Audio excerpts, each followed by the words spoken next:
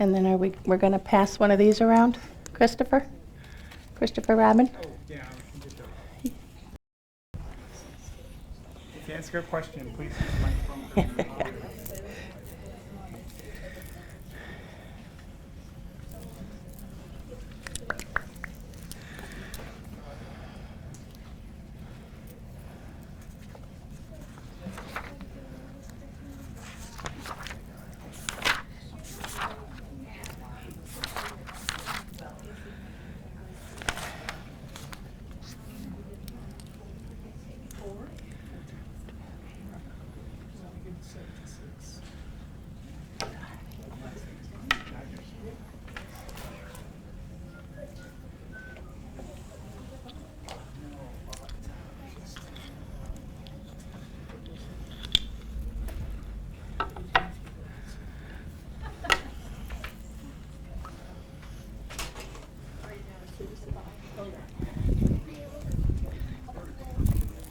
Hello.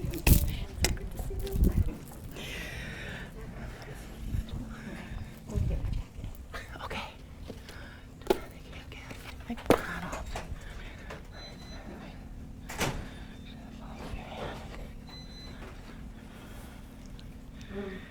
Are you here for the class? Yes. Did you do here before? Sure. So this is Kadampa. This is where the class will be held. Mm-hmm.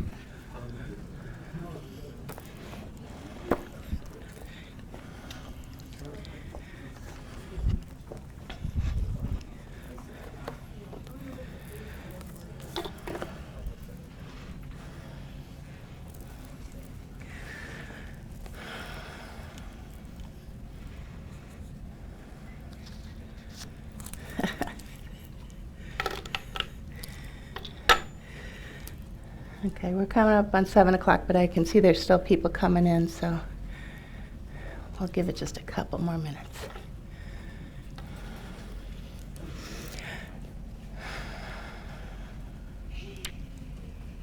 Everybody's so far away.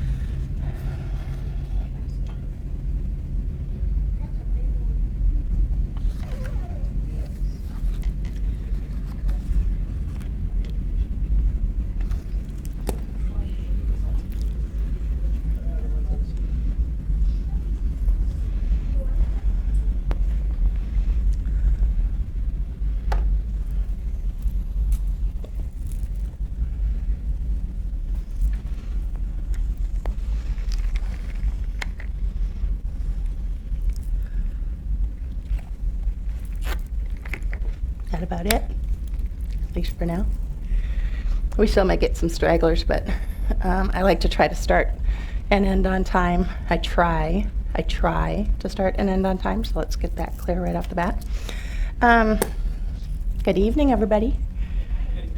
Come on. Okay. Welcome to the first evening of Buddhism in a Nutshell. My name is Sandy Carlson, and I'll be leading the class tonight. Kim, you look cold. Are you? Is everybody else too cold? We can turn, because I made it cold because I'll get hot. And this is, after all about me. I'll get you a better blanket. Yeah, personal summers.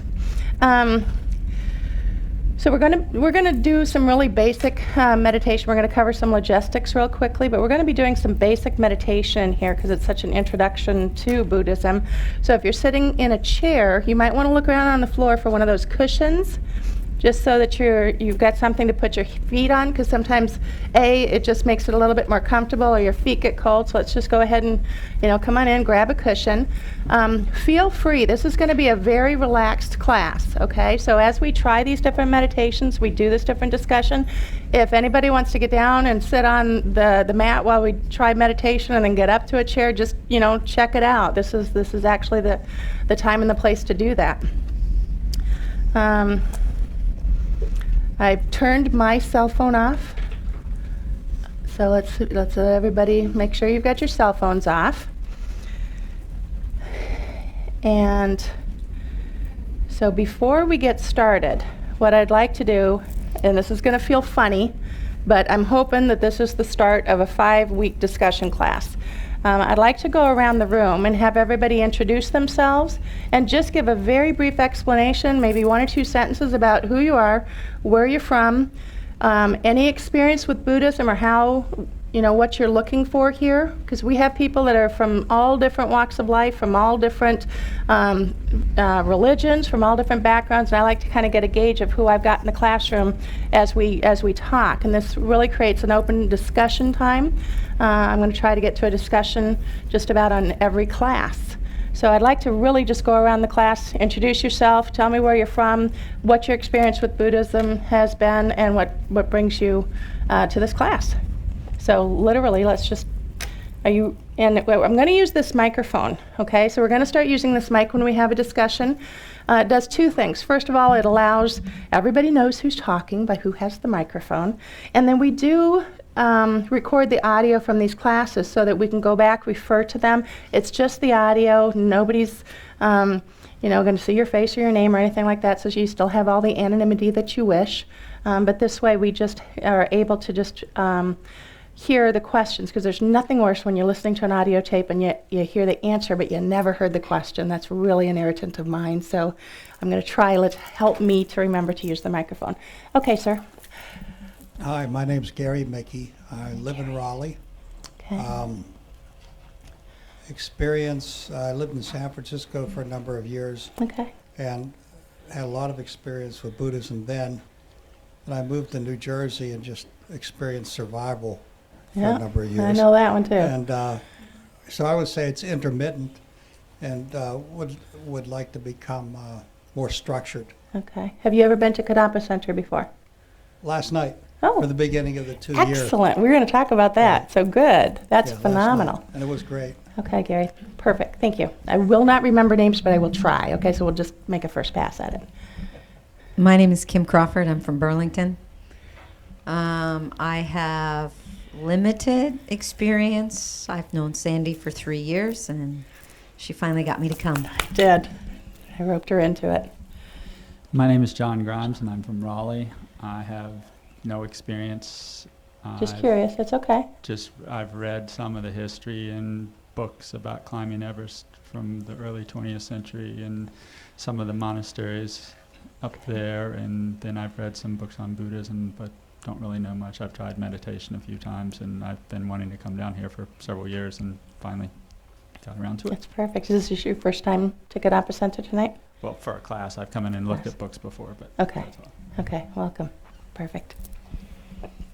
Hi, my name is Chris. I've always wanted to try or learn more about Buddhism. I live in Raleigh, about a mile away, and with the help of my friend, she found the course, and so thought it'd be a good idea. And also in the 2-year course starting last night. Perfect. That's really good. Yeah. Hi, my name is Leah, and I've been exposed to Buddhism in my travels, and it just piqued my interest enough that I want to learn more. Okay, perfect. My name is Byron. I'm from Durham. And I've had some experience in the past, but want to reconnect now. Okay, perfect.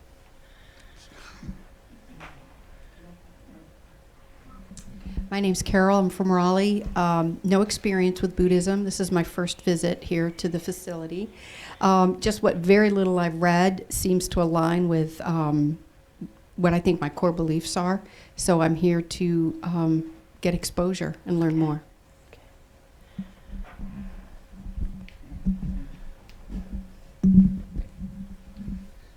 Scott Lee. I'm from Raleigh. I learned a little bit of Buddhism through YouTube and videos and stuff like that. That's So all right. I'm not expecting anything. I'm just learning and just see how it goes. Just curious. Okay. Hi, I'm Kelly. I'm a student at NC State. I took a mindfulness meditation class through the counseling center last semester, and like she said, just Buddhism kind of aligns with my values anyway, so I'd like to learn more about it. Okay, perfect.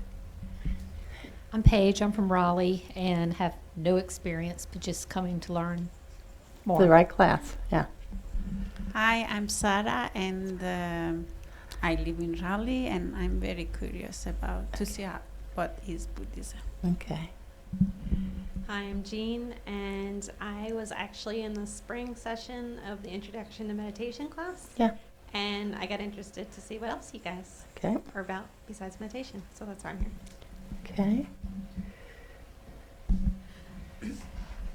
Hi, my name is Naga. I'm from Durham, and I've been studying Buddhism with different teachers on the internet or live. So I just wanted to see what Kadampa Center had. Okay, perfect. Hi, I'm Leslie. I'm from Raleigh. I've just done some reading, read some books, and really made sense to me, and I just wanted to take the next step. Learn more. Hi, my name's Alex. I live in Raleigh. I just moved here from New York. I've been interested in Buddhism for about 3 years. My introduction to it was through Zen. I've been reading about it, and I've been hooked for about 3 years. Very interested. Thanks. Okay, perfect. My name is Marianne. I grew up in Raleigh, and I went to see the Dalai Lama speak in Washington, D.C. when I was pregnant with this one, and we already met.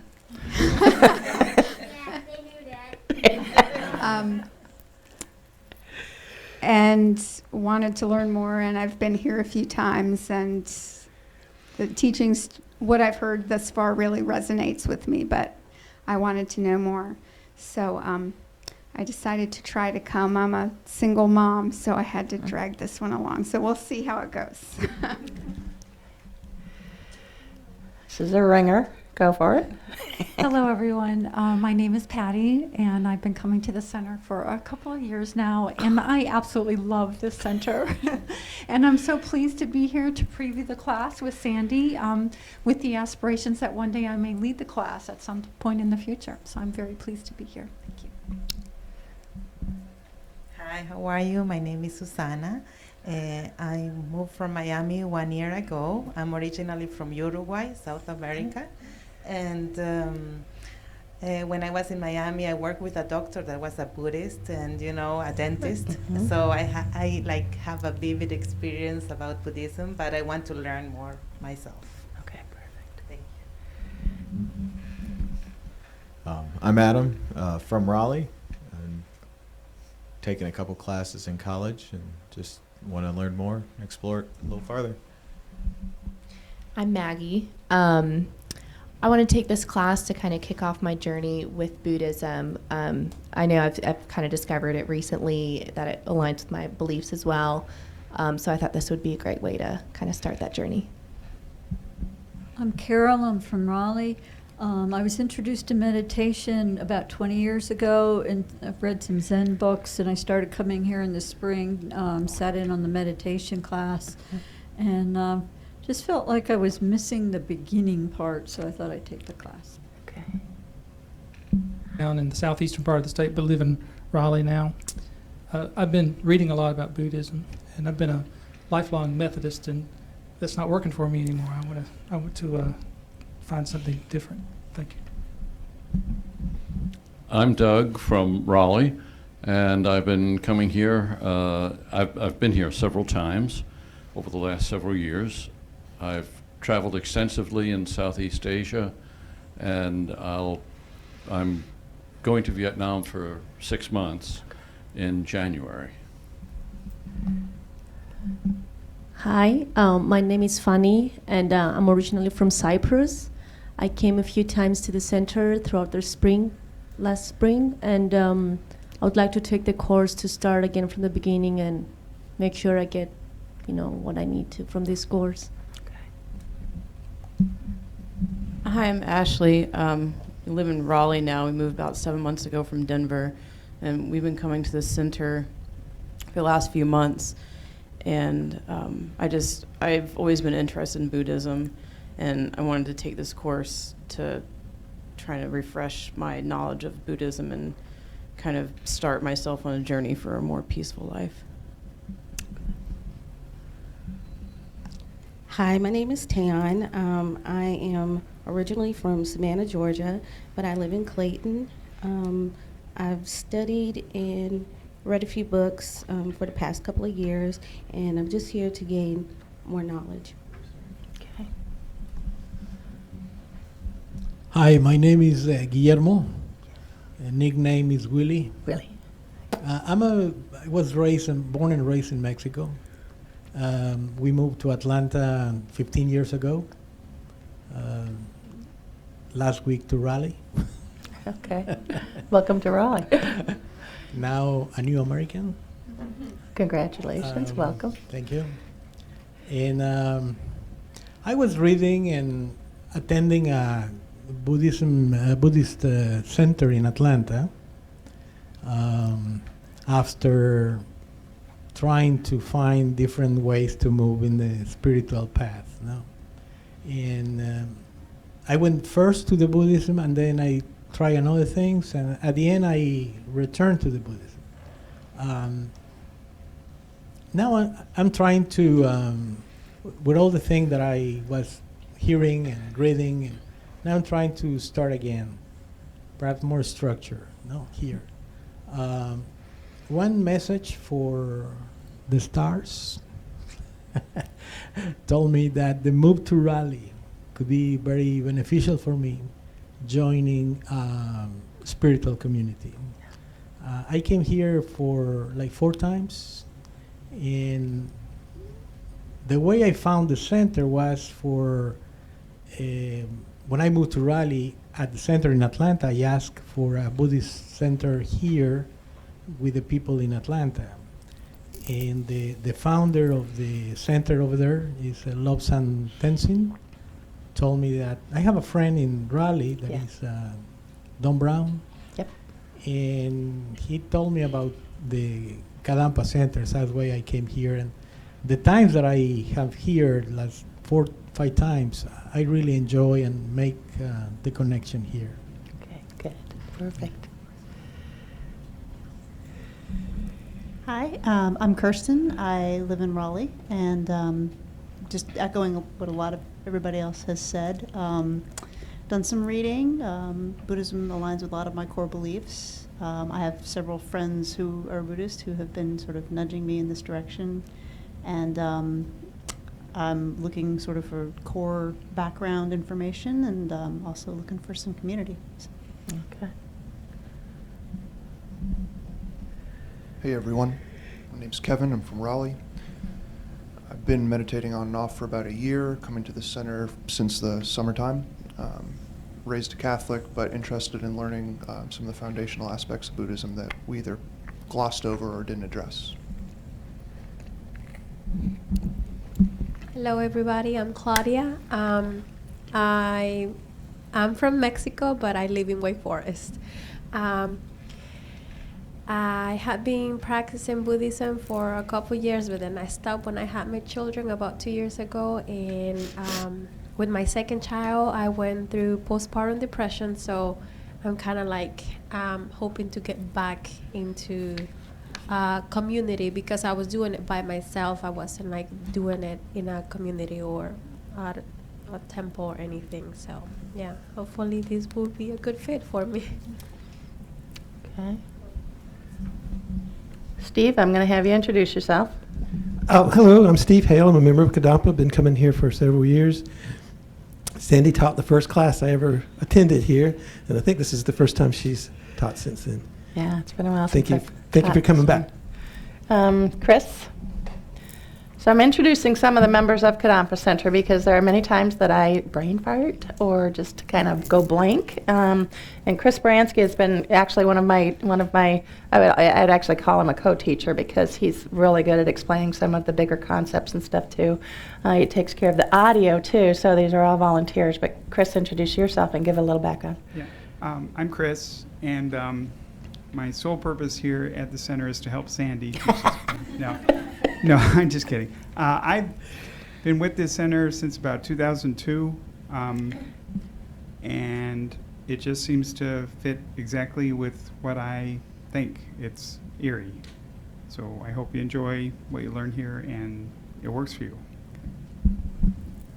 Oh, and I do stuff with the recordings, and we provide the recordings. If you miss a class, you can listen to it, or if you just want to listen to it again to,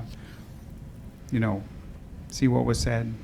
Is it still behind the members only area, No, or is it's not. anybody has access to it now, right? Access, yeah. Uh-huh. Okay, just by clicking on, Yeah, you can go to recordings on the website, and it's all available. and it's all there. Yeah. Okay. I'm Brian. I help Chris, and that's about it. I've been here for 4 years. I'm making them introduce themselves because if I go blank, that's who I point to, okay? Or sometimes if I don't go blank, if I just need to be quiet for a little bit. They've got as much, if not more, knowledge than I do. I just happen to talk a lot, so they stick me in this chair. So just to settle everybody down from everything that I've heard here, it's always interesting to me to see the similarities of the thing. So again, commonalities, because we're all pretty much starting in different places, but there's so many similarities to what we're either looking for or just curious about. Kadampa Center is not about proselytizing. We are not about converting people.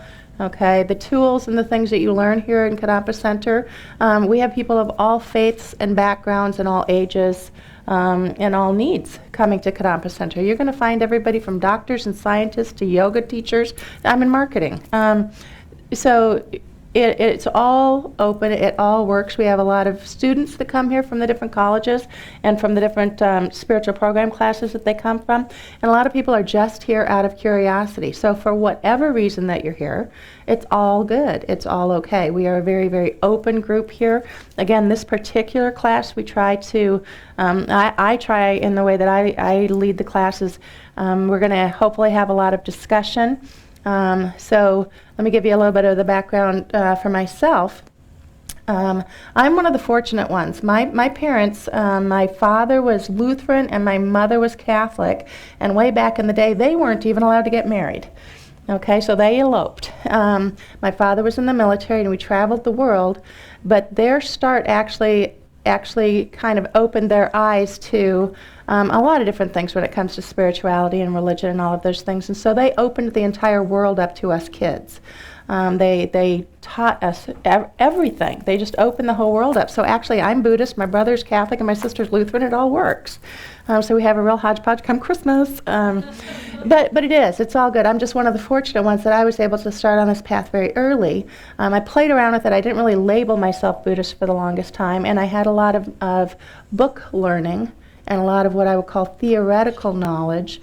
And it's really been in just the last, I want to say 7 years, 7 or 8 years, Patty. It's not 2. I mean, we've been here for a while. Since I started here at Kadampa Center and actually started with the real teachers, true teachers, that all of a sudden things really clicked into place for me, and all of a sudden all those things, those black holes that I had from just reading, just seemed to make more sense. And it just fell into more place for me. So I got a lot more experiential knowledge and I understood everything quite a bit better. And that's when things just really started clicking for me. And so for whatever reason you're for whatever need that you have, make sure that you get out of this class what you're looking for. We'll open this up. We'll open it up to questions. This is a very introductory class. So we have 5 weeks that we're going to do this on Tuesday nights for maybe an hour and a half, and we have a lot of ground to cover. So do not think that you're going to get done with this class and you're going to know about Buddhism. It doesn't work that way. We are going to skip across the top of these topics, all right? And I'm going to try really, really hard to keep us there, Okay, I really don't want to do any deep diving. We have other classes for that. We're going to have the discussion about karma and emptiness and all of these terms. And my job, the way that I see my purpose here, is to just give you that brief overview that at least allows you to have a little bit more knowledge for when you do want to take more classes and more learning and do some things, and just kind of get your first step on that rung of that ladder of knowledge, not for converting, but what we're all trying to do is the simple fact of we're all trying to be a little bit happier. Okay? I mean, that's basically the bottom line, and I don't care what label you put on that. If we can just get some of that done, then I'm thrilled that I've done, that's all I need to do. We're never going to finish everything. I do tend to get a little excited. I'm very calm right now. But once we get going, I do tend to get a little animated because I love this class. This is one of my favorite things to do here, and I am very excitable. And so, believe me, I'm going to get up. We're going to be moving around. I'm going to make y'all talk because that's what it is experiential for me. So I just want you to feel free to ask questions and kind of get rolling on some of this stuff. Logistics. Bathrooms, if you go out that door and take a left, they're right around the corner there. There's no problems. If you need to go during the class, get up and go. There's water and coffee. Go get yourself something to drink. There's glasses out there. There's cups. Bring it in here, okay? But at the end of the night, you take it in the kitchen and you wash it because I've got enough dishes at home, all right? That we are all volunteers here. So y'all police yourselves for that stuff. But this is a comfortable place. I want you to enjoy it. Help yourself to things. The kitchen is back around the corner.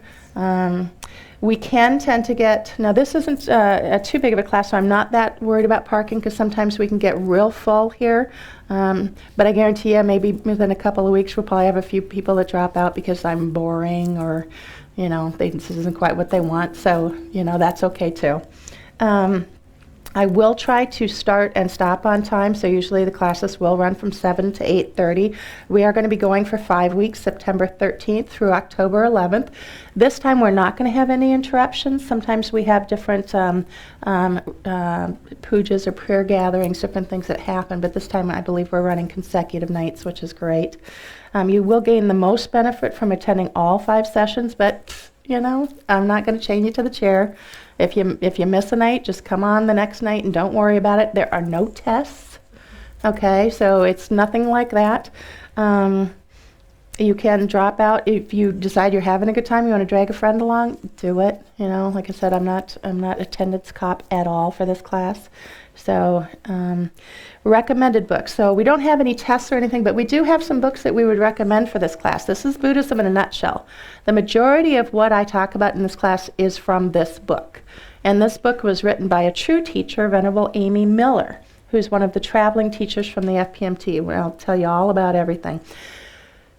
This book is really, really good. It's the basis for learning for this class. She even has an audio CD in the back. Now, I've got to skip over all of these times. We're going to have discussion. We're going to have breaks. So I've got like an hour and a half when you really cut down to it, plus my ramblings that I'm going to do. We probably have maybe 50 minutes of really good teaching time. Well, she's got 2 hours a session here. So she goes in much more depth than we can in class. So I really recommend, if you're interested at all, this is a great book. And it's where we get it. Venerable Amy Miller is a Western nun, Tibetan Buddhist nun, who used to be at Milarepa up in Vermont, but now she's actually traveling more.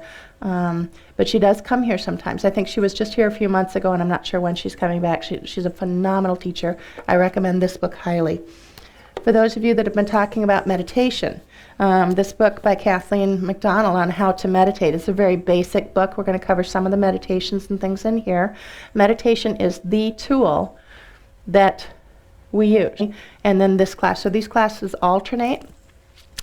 We also have on Monday nights, you guys are all starting at like this perfect congruence of time here. Monday nights, we have our course called Discovering Buddhism. That is a 2-year course that has 14 different modules that all last for like 5 or 6 weeks. The 2-year course just started the first round last night. Mind and Its Potential. That's the first round of this 2-year course. I cannot recommend that class highly enough. In fact, if you can only choose to come to one of these classes, it's up to you which one you come to. This is the very introductory class. If you feel good here, that's fine. Robbie Watkins, who's also our center director, is teaching Mind and Its Potential, and that's one of my all-time favorite classes because it really gets into what the mind is. He has 5 weeks to talk about it, whereas I'm going to have like 15 minutes. Okay, so we're going to skip over some of the top. If you can do both, that's great. If you can't, whichever one you choose is fine, but you just have this beautiful opportunity. Now, the other thing is if you can't make it and you choose to stay with me, which I'm okay about, that class is also being recorded. So you can hear it later if you want to stick with me and then maybe listen to that class afterwards and then go on to the next module, then that's okay too. I just always want to tell people, kind of what your next step might be. And that's a phenomenal, you can go in and out. Again, if you want to just observe that class and go learn, you can. If you want to sit and go through the whole 2 years and take the test and become certified, go for it. I've taken all courses. I've done the 2-year thing. The 14th module is a lot of work, so I'm still working on my certification. It's probably going to be a long time before I get it, just because of my time. But it's a phenomenal course, and that is a wonderful next step as well. And we just started the next 2-year module. Wednesday nights is a Lam class with Geshe Gelik Choda. Again, I'm going to tell you about a lot of this stuff, and then we'll get down to some of our things. Wednesday night is a little bit of a deeper dive. The Lam is kind of the overview of the path. We'll talk about the Lam and what that is maybe the second or third night of this course. But that's on Wednesday nights. Friday night is a basic program, and that's a deep dive. Y'all don't even want to go there. You can sit. I don't even think y'all. That's requisite, right? We don't have too many classes that you have to have requisites, but that one does. So you're going to look on the Kadampa Center calendar to see what events we have. You're going to see things called pujas. In fact, there's a Medicine Buddha puja coming up pretty soon. A puja is a prayer gathering. And the best way I can explain that is when you've got a broom, that little whisk broom, and if you only have one piece of whisk, you're not going to move that dirt around. You get many of them together and bundle it, and you can sweep that floor and move the dirt. Prayer gathering is many voices together in one prayer. So that's the Medicine Buddha puja. We have several different pujas. We have a Tara practice night. And again, I'll explain some of these things further on in the class. But you might see this on the calendar, and I look and see what's going on at Kadampa Center. We have a lot of classes, a lot of opportunities, and there's a lot of information on that website. The website is kadampa-center.org. So if you go to Kadampa Center, and then to see, because we have handouts for this class. So I'm going to do another thing. How many, I don't know how y'all found this class. Was it Facebook? Raise your hand if it was Facebook. How did you find it? You just Googled? Googled and went to the website and saw the class? Haha, cool. All right. Google. All right. Because we've tried different things, and we're just trying to see how we're putting out. So you all looked for us. We didn't reach out, and I was Facebook. My husband found it for me. Oh, look, someplace for you. You will be surprised to hear that Raleigh is the 10th largest city in the United States for Buddhism. That's a statistic that just came out not too long ago. There's everything from Vietnamese and Chinese centers. But yeah, Raleigh is the number 10th in the U.S. as far as a Buddhist population. That's interesting statistics.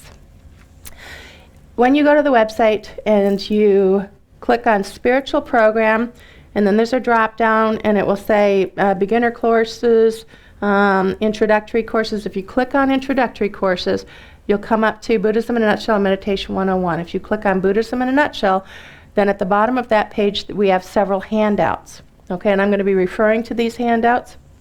If you want them, you can get them there. But that's like the 7-point meditation posture is going to be there. There'll be a couple of meditations on there.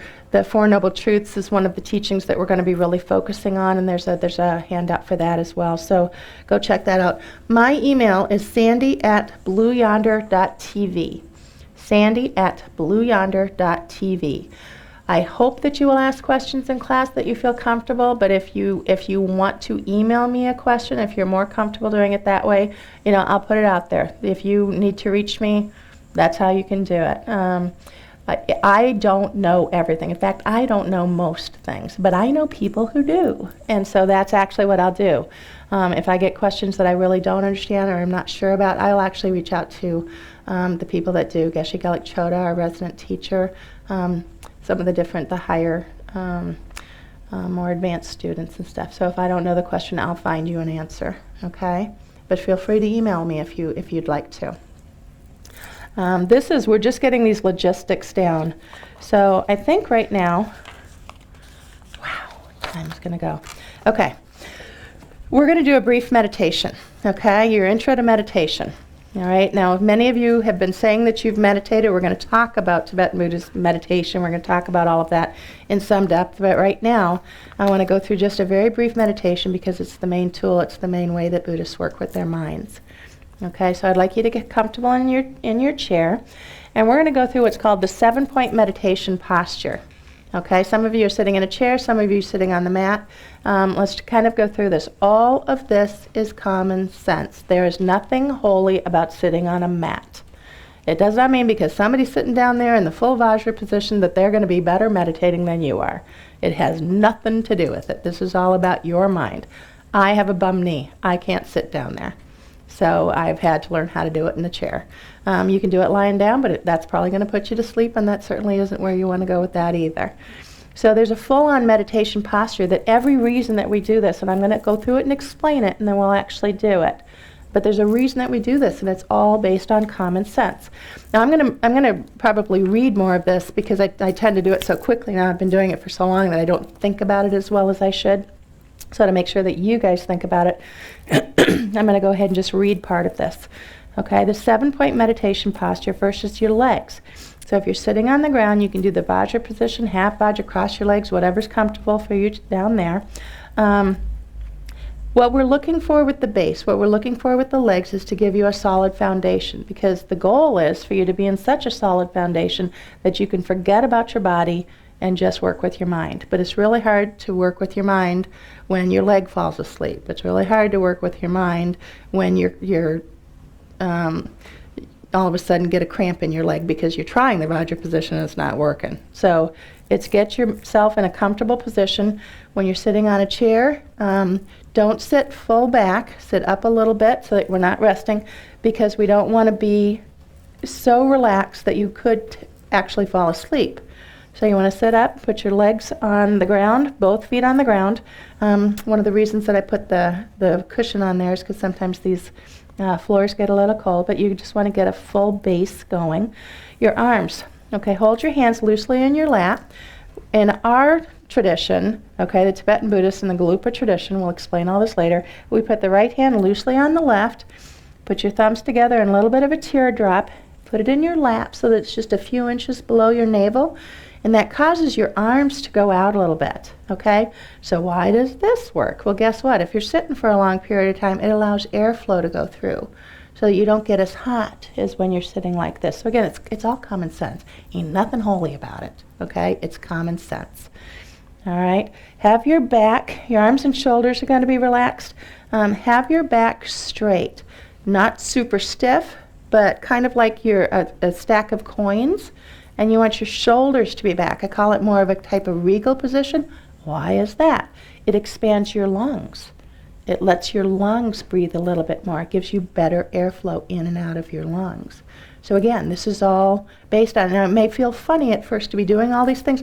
Honestly, I've been doing it for so many years, I can fall into the position immediately. Anybody that does this for a long time can do it. Now, some people that have been doing this in other traditions and stuff, if you're more comfortable with your hands on your knees, then that's okay too. I'm going to explain how we do it, but whatever really works for you.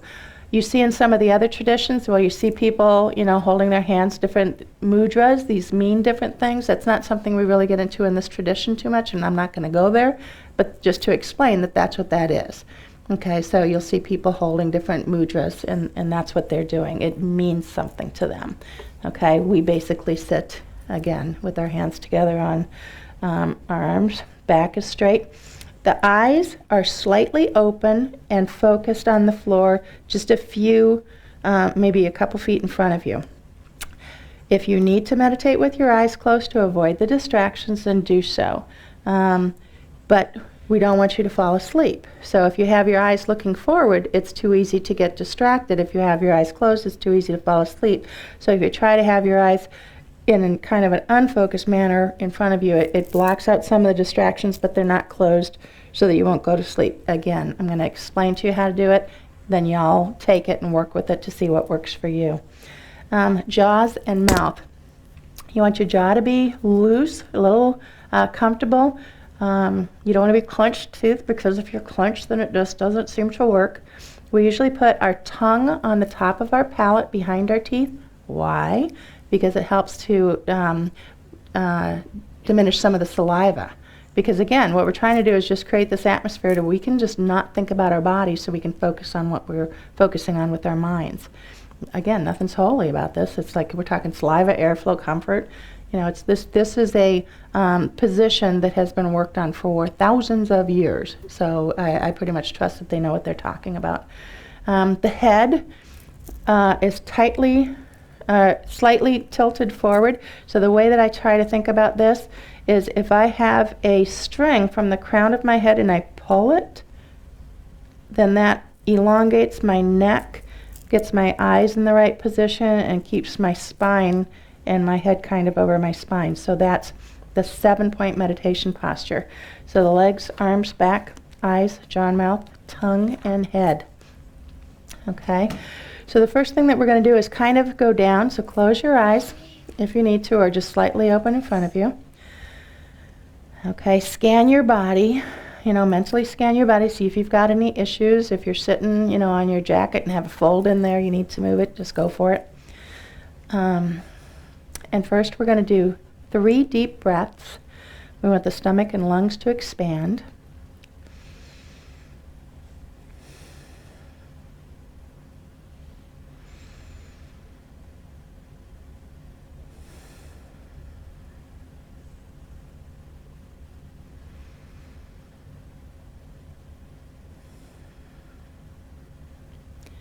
Now allow your breathing to return to its normal pattern. We begin every meditation by setting our motivation, which is the reason that we're doing it. Why am I doing this? Why, out of all the things I could be doing right now, am I sitting on a cushion at Kadampa Center with my eyes closed? Whatever reason prompted you to do it is great. If you're here out of curiosity, that's good. If you're here to see if this quiets your mind and helps release some stress, that's great. If you're here because you want to be a kinder person, that's wonderful. But it's said that the best motivation, the most powerful one, is that if we think something just as simple as this, just sitting quietly for a couple of minutes is being done by me so that I can benefit all living beings. And that probably sounds totally ridiculous to you right now.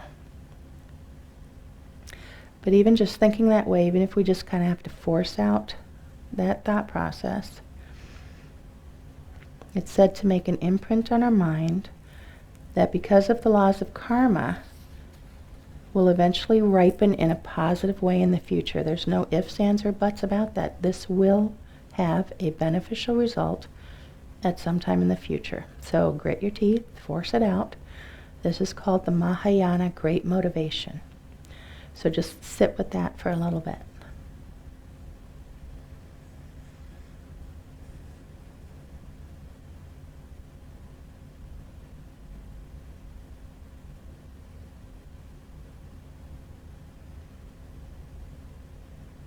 Now, having set our motivation, we're now going to begin an actual meditation. We're going to do a simple but not easy concentration meditation. All we're going to do is pay attention to our breath, the movement of our breath in and out through our nostrils. France, I mean, you name it, there's in Mexico, there's centers worldwide that are part of the FPMT Center. So those are the two that start at the FPMT Center. We have 2 monks here, 2 Tibetan monks from India and Nepal here. Our resident are Geshe Gelik Choda and Geshe Palden Sangpo. So you hear the term Geshe. Geshe is a title. It's kind of like doctor. Okay, this means that they have done 30 plus years of study over in the monasteries. Geshe Palden Sangpo actually escaped from Tibet when he was a child. At age 7, he escaped over the mountains. Sometime you might want to find out more about that story because it's a fascinating story. I mean, he literally had to hide and only travel at night 21 days over the mountains as a child. Geshe Gelik Choda has been our resident teacher for maybe 15 years now. He speaks fluent English. If you do nothing else, if you have a major takeaway, come meet with Geshe. Come on Sunday when he's here. Our Sunday teachings are open. We have people of all faiths come, and he's phenomenal. And he's got, I don't even know what to say about him. There's not enough that I can say about him. So, but he is 30 plus years. He's not only a Geshe, which again is a title, he's a Larumpa Geshe, so he's like summa cum laude. Okay, he is like really high up there, and he is so cool. But he's also that humble monk. Okay, he's very, very humble. He will not tell you about all of this, but you can see him. I've got PowerPoints. Okay, I've got notes. I've got all this stuff. He sits and he's got this Rolodex in his head because they all learned from oral tradition, and you can just watch him go through the files in his head. It's amazing on all of these teachings and stuff. But that's Geshe Gelik Choda. You'll hear us use the term Geshe La, Lama La, Tendrin La. You'll hear the La at the word. It's a form of respectful endearment. You could even say Sandy La. Okay, it's a reform of respectful endearment. Again, one of the things I'm going to be doing is I'm going to give you all this terminology so that you're comfortable that we're all on the same page. Ken Rinpoche, so you'll see some of the pictures and stuff. And honestly, after class, come on up, check out the altar. We've got a book over there that tells you exactly what everything is in here, because I want you to be comfortable coming in here. This is called a Kadampa, place of meditation. Everything in here is about your mind. Everything in here is literally symbolism to help you learn to work with your mind. You can actually look at some of these tankas on the wall, and that's a visual representation of a teaching. That is a PowerPoint. There's a lesson in each and every one of these, a specific lesson. These orange little boxes up here that look like that, those are the 84,000 teachings of the Buddha. Now I could pull that down and we look at it and it's all in Sanskrit or Tibetan, okay? We're not going to understand it. But those are the 84,000 teachings of the Buddha. Why are there so many? Because your mind is different than your mind is different than your mind is different from my mind. So some of those things, sometimes you think, well, that's not what he said. He said this over here. But the way that something that works for you to understand may be completely different from her. And so there's and there's no copyright on this stuff. Okay? So you can copy it, you can look at it, you can go do it. But we don't really study those because they're in another language. What we usually study is the commentaries. So a lot of the books that you see out in the bookstore and a lot of the things that Geshe will be explaining are the commentaries for things. Now, why am I telling you about this and why am I telling you about these teachers? Because I want you to understand the word lineage. Okay? Lineage is a really critically important word in Buddhism. Pretty much any type of Buddhism, whether it's Tibetan Buddhism, whether it's Zen Buddhism, the lineage is where these teachings have come from. Okay, so our teacher is Geshe Gelik Choda. His teacher is Ken Rinpoche. Ken Rinpoche can tell you his teacher. Okay, the Dalai Lama actually Ken Rinpoche, Geshe's teacher, is the abbot of Serje Monastery, which is one of the largest monasteries in India. And he was actually assigned as abbot of Serje Monastery by the Dalai Lama. Why is that important? Because they all talk. And I like to think that Geshe talks to Ken Rinpoche, and Ken Rinpoche talks to the Dalai Lama about what happens here at Kadampa Center. So for all I know, they even said, Sandy's leading Buddhism In A Nutshell tonight. So it's my own little story that I tell. But the fact that they can tell the lineage all the way back, they can actually follow that line all the way back to Shakyamuni Buddha. Okay, so when I was looking for a Buddhist center, it was really important to me that I knew what the lineage was. Okay, I especially wanted a lineage that followed the Dalai Lama. Okay, because that was part of what had always attracted me to Buddhism. And so I really wanted to make sure that the lineage that I was going to learn was in the Dalai Lama's lineage. So I knew what I was going to get when I came here. Okay, it's just like you guys picking a college to go to. You're going to pick a specific college because of what you're going to learn there. Same thing here. That's why the lineage is so very important. So we kind of follow that, that line down. Okay, we're doing good. Surprisingly. Again, if you start having questions, go for it. Wait, microphone. Wait. I'm going to have you talking to microphone.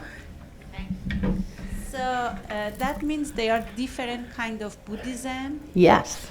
And their philosophy, they are different. Every kind of Buddhism. How many Buddhism? We'll talk about that in a little bit. That's a good question. So hold that thought, because we will get to that. There are different kinds of Buddhism, okay, but they all have the core. They all have a core center to them, okay. And why are they different? And again, we're going to talk about this pretty soon because that's a great question.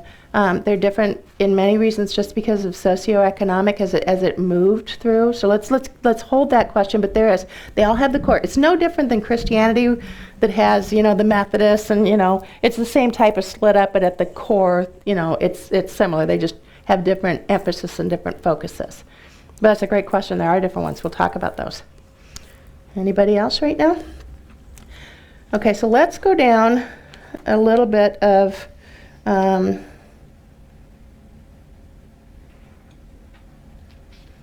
Shakyamuni Buddha. Let's go there, shall we? Okay, a very brief history. Okay, and I am going to, like I said, I am skipping across the top. If y'all want a deep dive, there are a ton of books out there, and I can recommend a bunch of them that will tell you exactly when he was born, exactly when he died, and what he did all through his 80-something odd years. Okay, I'm not going there. Okay, actually, at one class I went to, they introduced that subject by saying he was a man, he was born, he lived, he died, and now that's it. I will say a little bit more. He was born over 2,500 years ago in India. Let's get into it a little bit. Okay, to a king and queen. Okay, and I'm not even going to try to pronounce those names. All right. When he was born to a king and queen in India, he was born into huge affluence. Okay, serious affluence even back in the day. They had a seer come to give a reading about this child, and the reading was, okay, you know how we want to just wrap our kids in that cotton wool and we want to shelter them? Well, they did it to the extreme. Okay, this young Prince Siddhartha, he literally was kept in the palace, and he only had beautiful people around him. It was said that he was very excelled in athletics, and he was very good looking. Any perfection of beauty that could be built around in this palace is all that he ever saw. They kept any issues and any problems away from him. So he had this perfect life. And he didn't even know any different. But there was at a point in that life as probably in his 20s, that he and some of his servant friends snuck out of the palace. And again, I am totally paraphrasing here because we are skipping right along the top, so just go with me. They snuck out, okay, as kids do. Although he was a little bit older, wasn't really a kid, he was an adult by this time. They snuck out of the palace, and he saw what's called 4 sights. So he's out there, he saw 4 sights. One was a sick person. He had never seen a sick person before. So he's asking his servants, what's wrong? What's wrong with that person? And they had to try to explain sickness, okay? And so to somebody who's never seen that, so imagine that. You have never seen a sick person. You have never seen an old person, because all you've been seeing all this time is beautiful people around you. Now all of a sudden you look, even here in America, we tend to put our elders in homes, don't we? They're not out there. They're not at home with us anymore. We tend to do this in America. I think in a lot of other countries, they have a little bit better. I'm not even going there. I'm going to get political on that one. We won't go there. But he never saw an old person. He never saw a dead body. How many people in this room have ever seen a dead body? How many people in this room have never seen a dead body? So that is actually a low number for me. Normally, it's probably more like 80% of the class has never seen. So this is a little bit of an anomaly for me, because a lot of people just haven't ever seen a dead person. So he never saw that. He didn't even know what to think about that. So he's seeing all this suffering from age, from sickness, from death. And then he also saw a wandering mendicant, okay, a monk. He saw a wandering spiritual person that didn't seem to be upset about all of this stuff that he was seeing. Okay, now you've got this young man who's never seen any of this stuff, and he's devastated. And now you've got this monk that's living out here, but he seems to be okay with it. So he was trying to really figure this out, and he went back to the palace, and he couldn't get over it. That now that's gonna happen to me, that's gonna happen to my loved ones. He just couldn't deal. And so he left the palace. And again, I am so paraphrasing things here. But he left. Now he left this life of extreme affluence, and he went all the way the other side. He went to extreme asceticism. Okay? You've all seen those pictures of the Buddha where he's almost like a skull. You can see every rib. He went all the way to the other extreme. He found some other people that were trying to do the same thing. They were trying to figure this out, and there was especially 5 of them, that they all got together and they were trying to meditate, they were trying to study, they were trying to answer some of these questions. But they had gone to such extremes that there was just, nothing left of them. He did this, I want to say, if my memory serves, 6 or 7 years. He tried this way. So he's gone from one extreme to the other. The story goes that he had totally collapsed by the side of a river, and there was a boat that was going by with a musician on it. And he had what today would be called probably guitar or lute. And the musician was talking with him and saying that these strings, okay, they can't be too tight, they can't be too loose in order for this music to play perfectly. So it's basically that's where the knowledge of the middle way came. Was you can't be too loose, you can't be too tight. He's gone from one extreme to the other. Now he's so sick that he can't meditate.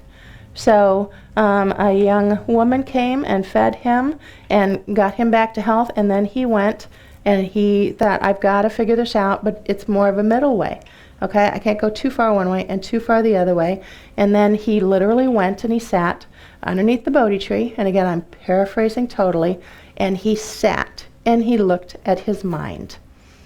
And from that moment that he just sat and he basically told himself, I'm not going to move until I get this figured, and I'm just going to look at my mind. And again, different stories will say different things as to how long. Some of the stories are that the animals came and they took care of him and they fed him. The snails came and covered his head to keep him cool in the hot sun, and he was under the Bodhi tree. And at that time, he took it so far, and he saw his mind. He looked at his mind, and he started having those discoveries in his mind, those aha moments, and those realizations in his mind. We've all experienced where your mind tells you can't do it. We've all experienced where you kind of are trying to do something and you just have those doubts about yourself. And so at the end, you'll hear the terminology that Mara, okay, threw all of these doubts and obscurations at him. And that's really his mind was fighting with his mind. And literally some of the tankas that you see where he's reaching out and he's touching the ground with his finger, it's like he called the earth into witness that I can do this, I can look at my mind, I can become free from all suffering. And that's when he had the realization and he became enlightened. Okay, so enlightened, what is that? That's when he went from being Siddhartha Gautama to Shakyamuni Buddha. Buddha means enlightened one. Shakya means clan, he's from the Shakya clan. Muni means sage, and Buddha means enlightened one. Shakya Muni Buddha. All right? We all have the potential to be Buddhas. Okay, so Buddha means enlightened one. And we all have the ability to become Buddhas. We all have what they're going to call Buddha nature, and we'll get into some of this in a little bit. But what does that mean? What's that definition of enlightenment? Fully awakened, you wake up, you totally have removed all the negative states of mind, and you've fully developed your positive states of mind. That's the definition of enlightenment. throughout this class, we're going to be having definitions. And that way we can make sure that we're all talking about the same thing, because there's a lot of terminology in Buddhism. Enlightenment means you're fully awakened, you have fully developed all virtuous states of mind, and you have removed all negative, all obscurations, all negative states of mind.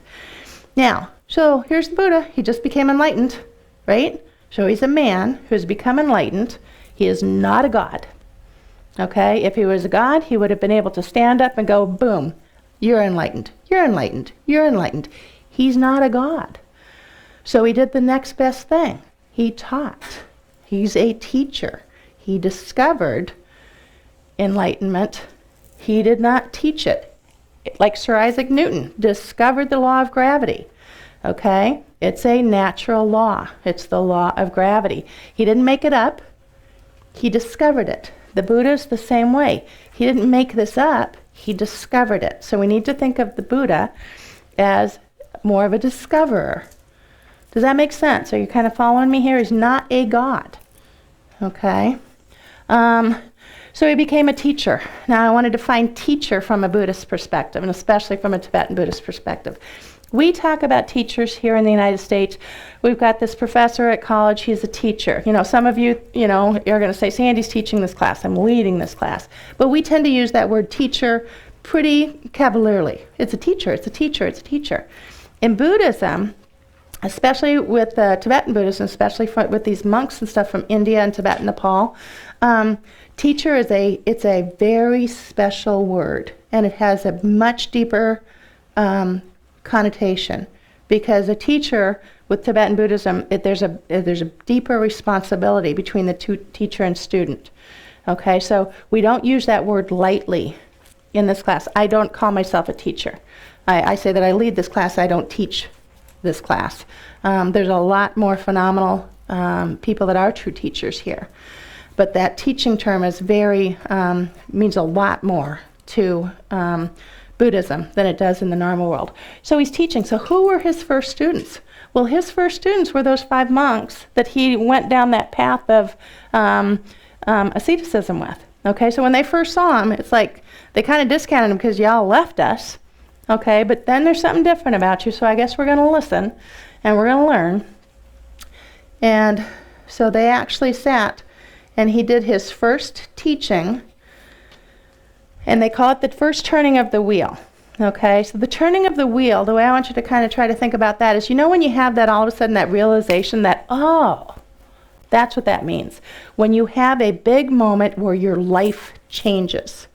Okay, that's why they call these the turning of the wheel. And the Buddha, basically there were 3, some will say 4 turnings of the wheel in the Buddhist life. Okay, so the first turning of the wheel of Dharma, literally was at Sarnath. We'll talk about that in just a second. But the wheel of Dharma, what does Dharma mean? You hear that term all the time. The actual definition of Dharma is that which holds or protects.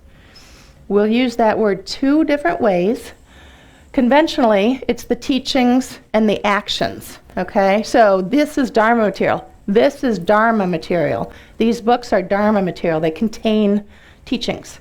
Okay, our actions, the things that we do, are Dharma. The ultimate is when you have those aha moments, because the ultimate is when your mind actually has that realization that you have attained. So all of a sudden, when you have those aha moments as you're working with the stuff, that's Dharma. So it's those actual things. So again, the major takeaway from this class, it's all about your mind. Everything that I talk about, everything that you see in here, everything that you read, always remember it's about your mind. Okay? So the first turning at Sarnath in India, okay, is the 4 Noble Truths. This is handout number 4. I've got it up here because we're going to break this down. Okay, we're going to do this every night for the next 5 weeks.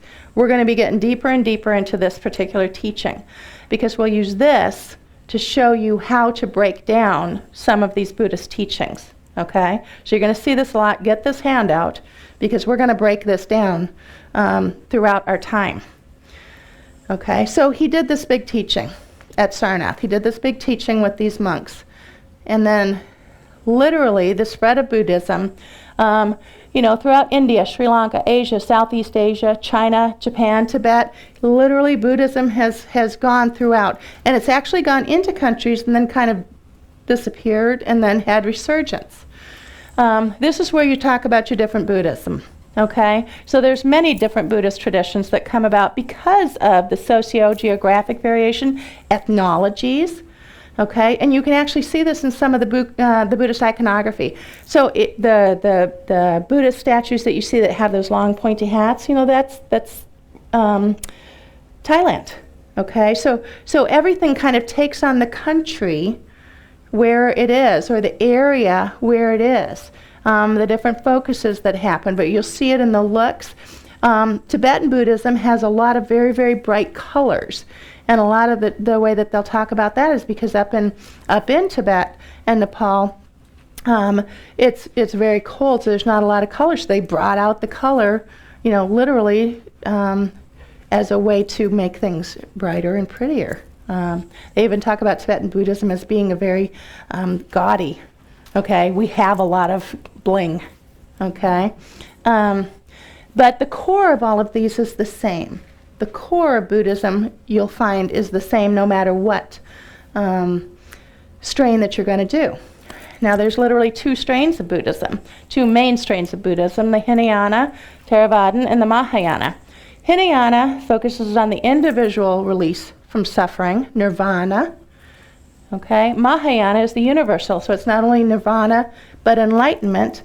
And Mahayana is more for the benefit of others. I'm going to reach enlightenment to benefit all of you and all sentient beings. Now, they actually talk about these in some of the books as being the lesser vehicle and the greater vehicle. It's a little bit of a misnomer because you actually, if you were going to save somebody from drowning, you better know how to swim, right? So the Mahayana, you have to study the Hinayana in order to be studying the Mahayana. The Mahayana is just saying you can do them at the same time. Okay, so you have to learn how to swim before you can help somebody from drowning. Hinayana is nirvana. Mahayana, the main goal is to be able to reach enlightenment for the benefit of all. Any questions? I'm going through this a little quickly, but we'll get to some of the facts are one thing for me. It's the concepts that I actually will have discussion and kind of enjoy. For Tibetan Buddhism, there's really 4 schools of Tibetan Buddhism, and all of the traditions. The Kadampa Center is for the practice of Tibetan Buddhism in the Gelugpa tradition. So we're Gelug. And again, this goes back to the lineage. Gelug is very methodical. It's very scholarly. So it's very much a teaching tradition. Okay, when you come on Sunday, this is not like church where Geshe-la's up here giving a sermon. This is more like a class. Okay, so we consider the teaching, these are teachings. It's more of a class type of situation. You come with your notebooks, ask your questions. It's definitely more of a class type situation. So literally, again, I'm going to say it over and over again so that you get it. Everything is about the mind. It's the mind, and your mind is different than your mind is different than your mind. Developing positive states of mind leads to happiness. Removing negative states of mind, they cause suffering. So that sounds so simple, isn't it? That is the definition of enlightenment that we just talked about. So let's do this, just for fun. What are some positive states of mind?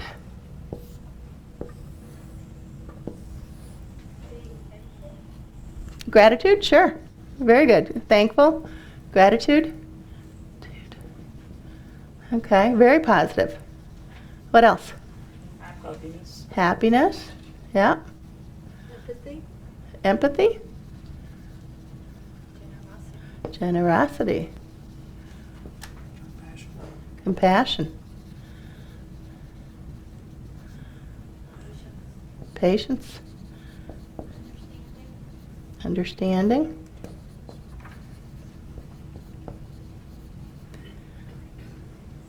I mean, we could just list them. Joy. There's positive. These are all positive, right? What about negative?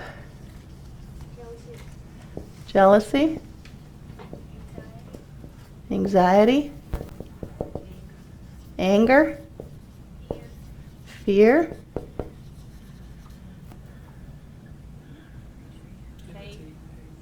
I'm sorry? Hate. Greed.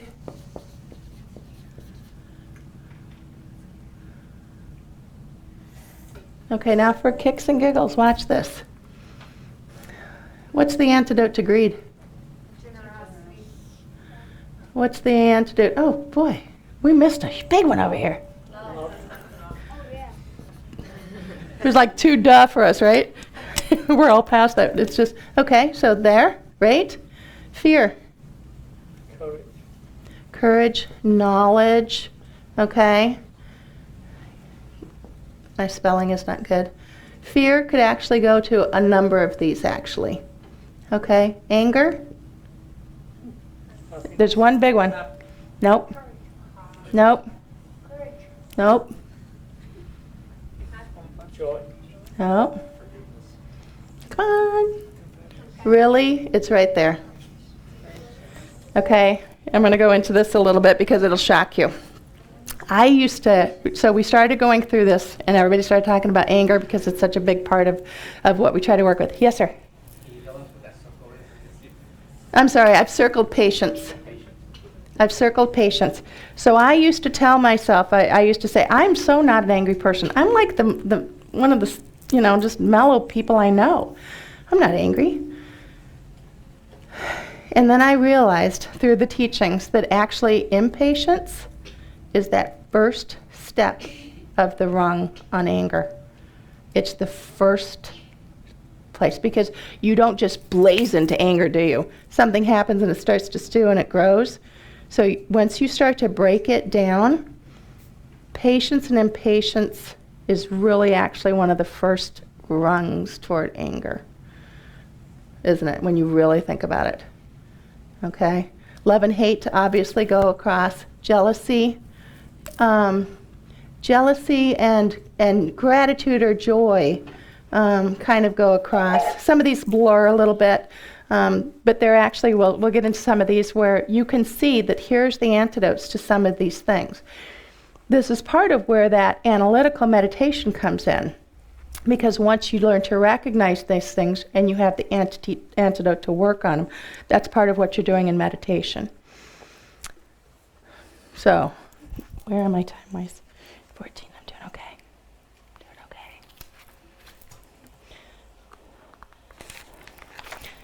Okay, let's go into, I just want to make sure I cover everything I'm supposed to. We did that. Okay. So, we're going through all of this stuff. You can see some of these, what these are. So you can now understand a little bit why developing the positive states of mind, you'd be a happier person, wouldn't you? If we were all over on that side of the board, if we only felt those things, would you be happier? If you got rid of those things? It's kind of duh, isn't it? Seems pretty easy, doesn't it? It should be easy, I would think. But there you go. Okay, so let's go here to these 4 noble truths. So, the truth of suffering, the truth of the cause of suffering, the truth of the cessation of suffering, and the truth of the path to the cessation of suffering. There's a lot of suffering up there, isn't it? I used to get that all the time. All you guys ever talk about is suffering. Where's the happiness in that? And honestly, flip it. The truth of happiness, the truth of the cause of happiness, the truth of the start of happiness or more happiness, and the truth of the path to happiness. I mean, if we wrote it like that, everybody would get it, right? So think about it like that, because that's exactly what this is. So you take a look at Geshe-la, take a look at Geshe Sangpo. I mean, they study this stuff, and they're the most joyful people I see, and they study suffering. Why do they study suffering? Because that way they can get rid of it. So think about the 4 noble truths. Just flip it. If it helps you to think about that, right? Just flip it around. Then people won't be going, all you ever talk about is suffering. But now let's break this down.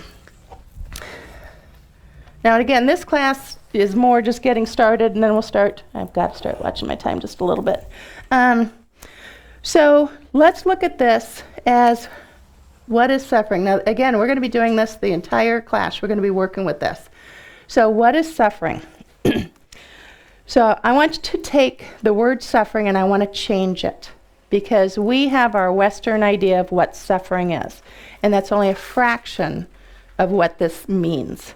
Okay? So I want you to think of the word dukkha. Okay? Dukkha, which is basically the Sanskrit word for suffering, but it has so much more meaning to it. Okay, so dukkha is Sanskrit, Pali, Tibetan, means something. It's a Buddhist term that has a lot more meaning than just what we think of. I'm going to go straight here because I think you'll understand a little bit better. Okay, so what kind of suffering am I talking about? Okay, we're going to say the suffering of pain. Ow, I hurt myself. I just got hit by a car. I just cut myself with a kitchen knife. Ouch, that hurts. That's the suffering of pain. That's what we tend to think of in the Western world of suffering. That's basically all we tend to think of as suffering, right? The suffering of pain. There's another type of suffering, the suffering of change. Okay? I'm too cold when I'm in here. And so I turned the heat on, and now I'm too hot. And now I'm too cold. I go out in the sun because I want to get a tan, and now I get too hot. Then I get too cold. I bought a new car, and it just got hit. And it's not new anymore. I dropped my iPhone, and it broke. So it changed. My iPhone changed because first it was good and new, and then it broke, and now it's not. The suffering change. Our life changes. You know, the suffering of change, things changing. All right, that's a major suffering. I ordered chocolate cake and you brought me banana, you know, or carrot cake. That's not what I wanted, so you changed on me. So the change, suffering of change. Then we have the pervasive, okay, pervasive suffering. That's this is a tough one to understand, and I'm going to go through it kind of quickly. Again, some of the other classes you'll be able to deep dive. Because we live in this world, we suffer. Because we live in this world, we suffer. We're going to be born, we're going to live, we're going to die. Our friends are going to die. This is the world that we live in, okay? There's this kind of constant undertow of these things that just go wrong in this world that we have no control over. Okay, you can break them down, but that pervasive, this is the world that we live. This is not really samsara because that's a different terminology, but just because that's a pervasive. And again, there's a lot, it's almost like when we get the things we want. We suffer because we can't hang on to them. It's going to change. You know, so that can almost be said as when we get the things we want. So think of suffering as dukkha so that you get this larger terminology.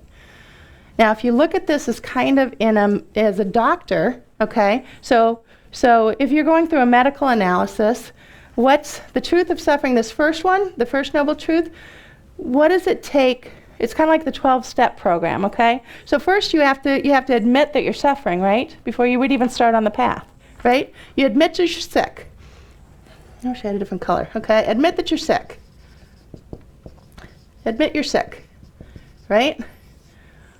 That's what this is about. You got to admit you're sick. The truth of the cause, you've gone to the doctor, you've admitted you're sick, and now you're going to go to the doctor, and the doctor's going to give you a diagnosis. Oh, you're sick with this. So we're going to diagnose the illness, the sickness. Okay, now he's going to give you the medicine. Number 3 is the medicine. Right? So you admitted you're sick, you went to the doctor, he diagnosed it, now he gave you the medicine. The truth of the path means you've got to actually take the medicine. Okay, I don't know about you. I've got a husband that'll do all the stuff. He'll go to the doctor, and then he'll get the medicine, and he'll take it for 2 days, and then it sits on the counter. Okay? And I have to watch it. When did you take your last pill? Did you take a pill today? If you take it, I'm counting them out there. I don't think you took one. Okay? You know that this is going to help you, but if you don't take it, take the medicine. Do the practice. That's the Four Noble Truths in a nutshell. And we can apply that to almost everything we do in life. But it truly is that simple. Seems simple, but it's hard. So all of these things that we're talking about, it's all right there. It is all right there. The path is laid out. They have spelled everything out. The Buddha wrote everything out. We have the Lam Rim, which is the path, laid out, and it's even in sections and broken out. But it's the doing of it that's so hard.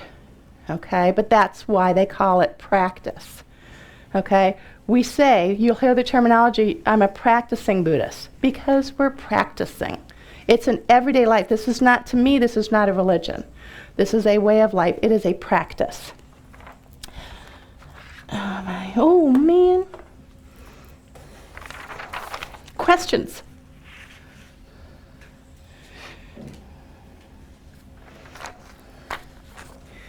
Okay, we'll break this down and we're going to get into this, but at least it gives you that kind of overall, simplicity of it. Honestly, it is that simple. To explain it is that simple.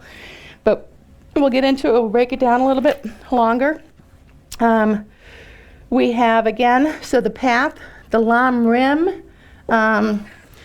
is another term you should know. I'll put it up here for now. Lam Rim. Okay, that is actually the graduated path to enlightenment. All right. Now, it doesn't mean gradual. It doesn't mean that you go here. It means graduated. So it's a step-by-step path to get you to remove the obscurations and become enlightened. So we actually have courses. We've got the studies. We've got it all. We'll explain it a little bit more. But it's all there. It's in all these writings. It's been around. But that you can see basically how that works. Questions. Now this was I just threw a lot of information at you. Okay. Now what we're going to do for the next 4 classes, we'll start breaking some of this down. We'll start more discussion and we're going to start talking about more of the concepts of karma, the concepts of emptiness, some of the concepts that go along with it, and some of the steps and the practices as we do it. But again, we're not going to deep dive on any of these things, but we're just going to go along. This. And we get the tools to try to help us lead happier lives. And it works for me. And I do these practices, and right about the time I think that I'm getting it, it's like something will happen and show me that, I got to do it again, got to do it over. This is one of the reasons why I like leading this class, is because it brings me back to basics. It always brings me back to basics, because you know what? Right about the time you start thinking, I know that. So it's just a reminder, and it's a good. So those are the things we're going to do over the next 4 more classes, hour and a half. We'll do a little bit of meditation before and at the end. Again, it's having a little bit of that awareness. The handouts are on the website. I'm going to do a quick generosity announcement. Everything that we do here at the center, all of these classes, everything that we do, we offer for free. We are one of the few FPMT centers in the world that is able to function on what's called a free dana, D-A-N-A, generosity, a free dana practice. Most of the centers have to charge. We have been able to get by on the generosity of our members and our visitors. If anything that you see in the next 5 weeks helps or anything, I would ask that you might think about making a donation. We have donation boxes in the front. Every little dollar helps. All of us here are here as volunteers, and we just use the money to basically pay the mortgage and the air conditioning and the lights. So, and generosity is one of the 6 perfections. So we'll get to that. I want to do just a brief ending meditation. How much time do I have? Wow, 4 minutes. Okay, so here's what we're going to do, because we really don't have time to do a full-on meditation. But we set a motivation. So we talked about a motivation, and then we talked about a dedication. What do I mean by that? We set a motivation, an intention for our meditation, and then we set a dedication that kind of seals it. Tomorrow morning, when you wake up, I want you to set a motivation for the day. Because we do these bookends, and I do these bookends. I do intentions and motivations at the beginning of the day, and I do it at the end of the day because it helps me be more mindful. I'll actually set a motivation before I go into a business meeting. Okay, and it's not a motivation about the goal that I want out of the business meeting, but I'll set a motivation that, you know what, I know these people are going to be challenging. I'm going to try to treat them with respect no matter what they do, because, I mean, we live in the real world out there, and it can get pretty frustrating sometimes. But I'm not going to let them fluster me. I'm going to try to stay calm. I'm going to try to treat them with respect. Doesn't always work. It's a practice. I'm practicing. I'm not a Buddha. But it helps me to stay more mindful so I can do better. Okay, and I've been doing this for a lot of years, so I'm better now than I was last year, than I was 5 years ago. I can go into meetings and hold it and be more mindful and be more careful and not get angry with people. Okay, so tomorrow morning, I want you to try to set a motivation for the day, and when you go to bed, I want you to think, wow, okay, what did I do good today? I'm really happy about myself for that. That was excellent. What did I do bad that maybe I could do better tomorrow? And maybe the next, 6 days until we meet again, maybe try to do that in the morning and at night. I'm going to give you little things to do and little practices, homework. Okay, try to set an intention. If nothing else, if you can only do it one time, do it in the morning and at night. If you can think about doing it with activities, then go for it. Okay? Thank you all for coming. I appreciate you taking your time to sit and listen to me babble. I promise we will do more discussion next time. This was just tough to get through all of this. Any questions, let me know. We'll be around. I've got other people here that are very, very much more, better, I think, than I am at explaining some things. So feel free to, I'm pointing. Okay. Everybody's here. So thank you so much. Have a good night. Drive safe. Hello.